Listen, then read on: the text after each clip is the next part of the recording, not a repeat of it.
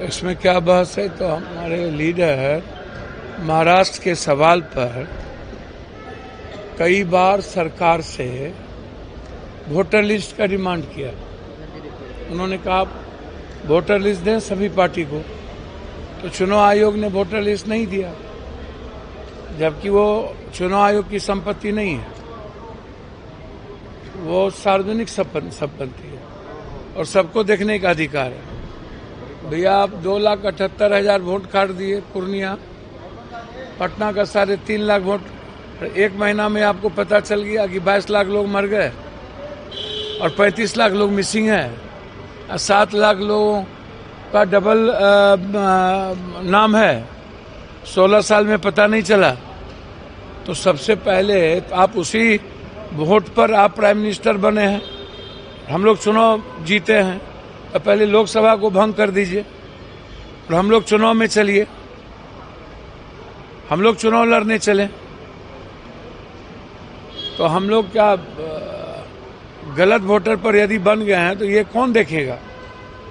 तो इसीलिए मेरा तो सबसे पहला सवाल है कि फर्जी वोटर पर यदि हम लोग बने हैं तो हम लोग को एक्सेप्ट कर लेना चाहिए और नए विधानसभा जितना बने उसको भी डिसॉल्व करना चाहिए।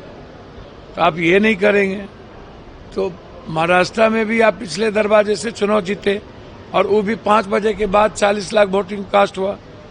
फिर आप हरियाणा दिल्ली की स्थिति वही हुई, जब आपको लगा कि हाँ कोई रास्ता नहीं है और सर्वोच्च न्यायालय आपको बार बार कह रही है और कह भी दिया कि गलत होगा तो हम कैंसिल करेंगे। और आधार कार्ड की वैल्यू के बारे में सर्वोच्च न्यायालय आपसे कहा, उन्होंने यह भी कहा कि अधिक से अधिक जोड़िए, काटिए नहीं, कम से कम कटे। लेकिन तो माइंड इनकी पूरी की पूरी मेंटलिटी, इनका पूरा समझिए कि ऐसा डिस्कोर्स, मतलब हमने ऐसा मेंटल लेवल, इसको किसी कांके में जाने की जरूरत है। चोरी करने के लिए नहीं, डकैती कर लिया, चोरी करता तो समझ में आया, डाका डाला और नस्ल पर हमला किया है।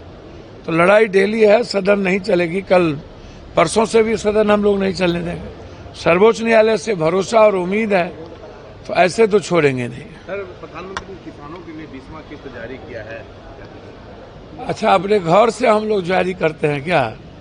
ये भारत का टैक्स का है, हर चीज में मार्केटिंग हम तो कहते ही हैं और सदन में भी बोले कि भैया आप सेना का भी आप राजनीतिकरण करते हैं, भगवानों का करते हैं।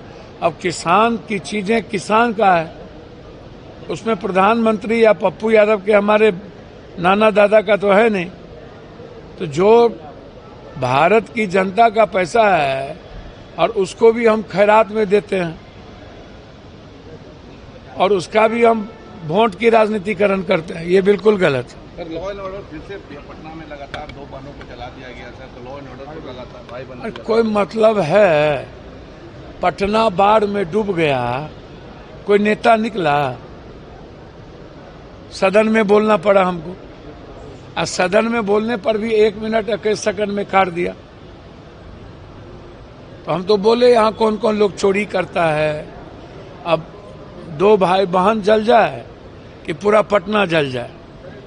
सारे नेता मस्त हैं और सब मुख्यमंत्री प्रधानमंत्री बनने के लेना देना नहीं, जनता भी मस्त और नेता भी मस्त।